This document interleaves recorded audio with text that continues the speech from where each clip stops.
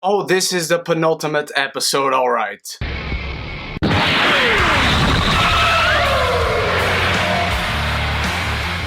Game of Thrones Beyond the Wall, the 6th episode in Season 7 and the penultimate episode. First we had 9, now we had 6, marking the most shocking moments in Game of Thrones history, and I haven't dropped my jaw with Game of Thrones for a while. Not that it doesn't have shocking moments or great moments, surprising moments, but this episode, alright, let's get through the stuff that is not beyond the wall. Sansa and Arya are arguing. Arya has discovered the letter that Sansa wrote to Robb in the first season, forced by Cersei. We know that she was forced, and now Arya is basically threatening Sansa that she will tell the Lords of the North that she betrayed the North. And so it creates a lot of friction between these two characters, and honestly, I am not on either one of their sides. I don't agree with Arya showing this attitude towards Sansa, who is trying to maintain stability within the North now that Jon Snow is gone, and I don't like the way Sansa is doing it, and I don't like the way Sansa is handling this situation, this reveal by Arya. I honestly don't like that these two are having such friction created by Littlefinger. Arya is too smart for this. She's too smart to be this gullible, despite not liking who Sansa was before, and not agreeing with this attitude, and maybe being a stronger person psychologically and emotionally than Sansa. She needs to assess the situation. She needs to think a little bit about it. And later, when Sansa confronts Littlefinger, he is trying to put Brienne not necessarily in the midst of them, but on one side or the other. He doesn't care which side, honestly. He just wants Brienne to maybe kill one of them for the sake of the other, maybe for the sake of the North, so he himself can maybe take over the North. And now Sansa wants to send Brienne because she has received a letter from Cersei, and this also must be a plan from Cersei to not be alone with Daenerys, to maybe get all her enemies together and just slaughter them right there and then and be done with the war. But she won't get it because we will talk about the stuff beyond the wall. And then Sansa discovers the masks in Arya's bag, and Arya explains her what it is like to be no one, what she was doing all these years in Braavos, and Sansa is scared shitless, and rightfully so. Maisie Williams does an incredible job in all her scenes, but this one especially stood out. And so did Sophie Turner. She was scared. She was frozen cold ice in fear. And then Arya actually picks up a knife. Again, I don't agree with these attitudes and the way they try to show each of their sides, and she just hands the knife over to Sansa. Sansa still stands there in shock, still paralyzed, and Arya just leaves. And again, I just don't like how these two characters are handling this situation right now, so I hope we get some kind of resolve next week. And then Daenerys is arguing with Tyrion how she is so similar to Cersei right now, and many people are calling Daenerys a villain. And you can completely see her side, and you can completely see that she isn't a villain because of what happens later. And Tyrion is just scared for her. Tyrion is scared, and you see how much it hurts him that he has to tell her these things, not only because he knows how good of person Daenerys truly is, but it hurts him to see that she, his queen, the one he has trusted and the one he believes can bring back Westeros into prosperity, is becoming so much like the woman who's destroyed their life and is destroying Westeros. But Tyrion is right here, not only because he's seeing so much of Cersei in Daenerys, so many similarities like we saw in the last bit of episodes, but he is also seeing in her that she isn't thinking the whole picture. She's thinking about getting the crown, and that's it. She hasn't thought of what will happen next, what she will do next, how she will bring prosperity into the Seven Kingdoms, how she will bring the realm back into a good life. And Tyrion wants her to think these things. He wants her to think about what next, because Tyrion honestly, genuinely believes that she can and she will win the war, and that she can do these good things, and he wants her to accomplish these good things. But of course, all this gets interrupted because Daenerys doesn't want to think about it. She just wants the crown for now, and that's all that is in her mind, until Jon Snow, who is beyond the wall, sends her a raven. And now let's go to Beyond the Wall, because there's a lot of shit to talk about. And we begin with a lot of great character moments. We have Jon Snow and Jorah forming this real bond. Not only it fits the characters very well, but I gotta say that Ian Glenn as Jorah and Kit Harington as Jon Snow, fabulous job. They portray these characters so well, and they talk a lot about their fathers and the sins of the fathers, and also this correlates to the scene with Arya and Sansa in the beginning. And Jon Snow actually gives away Longclaw to him, but Jorah doesn't accept him. And this is a beautiful, beautiful moment. Jorah doesn't accept it because he has relinquished his right to a sword from his family. He has brought on too much shame for his family, and he just wants to redeem himself by serving Daenerys. And his father gave the sword to Jon Snow, so it is Jon Snow's by right. Which is a great symbolism because Jorah hands him the sword and says, "Let it be carried by children after you." And this becomes, again, great symbolism for what happens in the end when Jon Snow goes under the water, under the ice. We also have Tormund and a Hound with very funny banter when they both realize each of them know Brienne of Tarth, and they have a very different relationship to Brienne of Tarth. While Tormund is in love with her, or infatuated by her at least, the Hound is basically someone she kicked the hell out of his ass, and he's not scared of her, but you know, he's intimidated, and Tormund is just like, "Oh, you know her, tell me more about her." And it's just very funny banter, and I really like how we focus a little bit as well on the Brotherhood Without Banners, what they did to Gendry, and their purpose, which is a really righteous one, to be honest. I really like the purpose of the Brotherhood Without Banners, and they display it perfectly in here. And so they arrive to a point where they see that mountaintop in the shape of an arrow that the Hound saw in episode 2, I believe, in the fire, and they head there until they are attacked by a fucking zombie bear, which is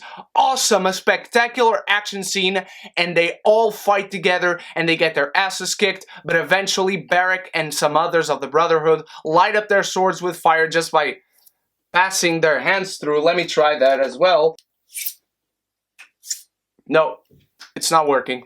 And they eventually kill the zombie bear, but not before Thoros of Myr gets wrecked to shit. The bear just bites his torso and claws, and he is mortally wounded. They walk on until they find a little group of whites following a White Walker, and they attack them by setting up this fire as a trap. And suddenly Jon Snow kills the White Walker, and almost all of the whites go down. And so now we have a move, a trick, let's say, to kill the whites and the White Walkers quickly, and that is by killing the White Walkers, and therefore the whites that were turned by that specific White Walker will go down as well. So one of the whites doesn't go down, and they capture it until this horde of whites and the White Walkers following them come in. They trap our heroes, our Suicide Squad, in this little hill amidst the ice. When the White Walkers start surrounding them and start following them, the ice breaks, they fall down, and then they stay there all night. They stay there till morning, and the whites all stopped with the White Walkers on their horses over at the mountaintop before they descend that hill and go into the water and the ice and the little island that they are secluded in. But before this, they sent Gendry back into Eastwatch to send the Raven to Daenerys. And Jon Snow told him for her to come in with dragons because they need her. She's their only shot. But before Daenerys gets there, the Hound throws this rock at this white, and it just breaks his jaw off, and he doesn't even react. And the Hound is like, "Yeah, fucking cunt." And he throws another bigger rock, and this rock doesn't get there. It slides through the ice all to his feet. And the ice doesn't break. And shit hits the fan. The White Walkers start coming in, and our heroes are surrounded. They are trying to get to the body of the other white that was captured to get him back. Our heroes are relentless in their fight. Everyone is fighting individually. See highlights of the fighting styles of each and every one of these characters that we love so much. We feel peril for each and every one of them. And we feel peril for Tormund. I genuinely believed Tormund was about to die because, again, this is the penultimate episode. This is like episode 9 in seasons past. Tormund was about to die, and the Hound saves him. Thank you, heavens. Thoros of Myr dies meanwhile, they burn their body before all this, and now they are surrounded until Daenerys comes, and if you thought that 2 episodes ago it was cool to see dragons burning Lannisters, dragons burning zombies is the shit! And it's directed beautifully. I'm forgetting to mention this sometimes, but it's directed fantastically. So the fight scenes when the White Walkers and the Whites are coming in and our heroes are fighting, it has long takes and not that many cuts until you get those real close-ups, and then the dragons come in and the camera follows them around, and it's just fantastic. But our heroes are overwhelmed and they have to back off a bit until the top of this little island, and one of the Brotherhood members falls down, or maybe it was one of the Whitelings, falls down into this horde of whites, and they start eating him away, and we have these 2 shots combined, very reminiscent of when Jon Snow was being just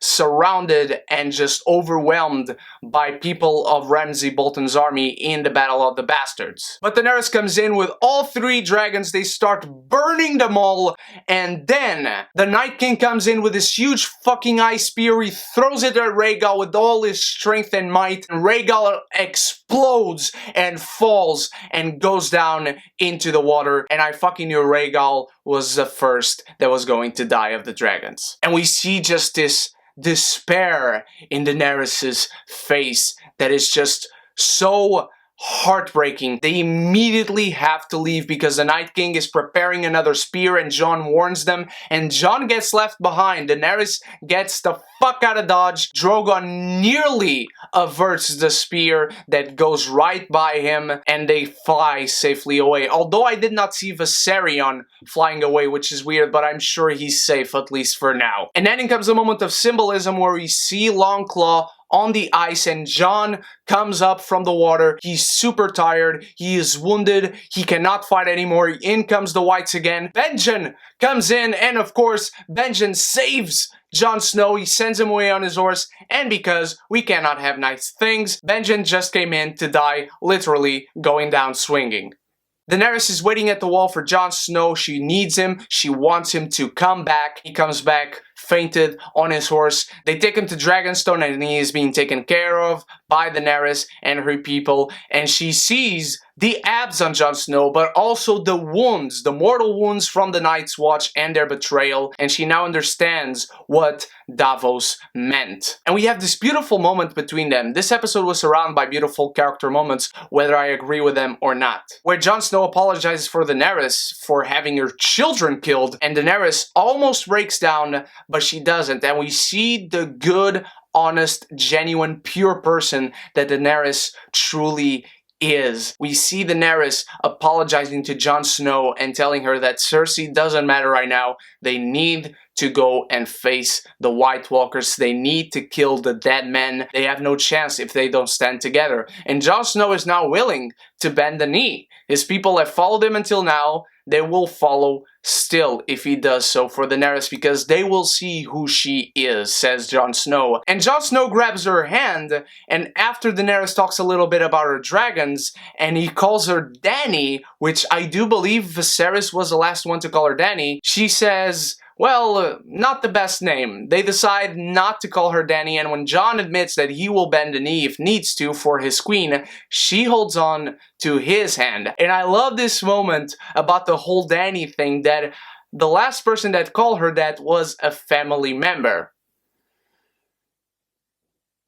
And now for the last bit of this episode where my jaw dropped. I mean, I knew it was coming as soon as the scene started, but actually seeing it, the Whites pulling on these huge chains, bringing Rhaegal out of the water, the Night King just walks onto him, touches him, blue eye, zombie dragon. The White Walkers now have a fucking dragon. And I don't know.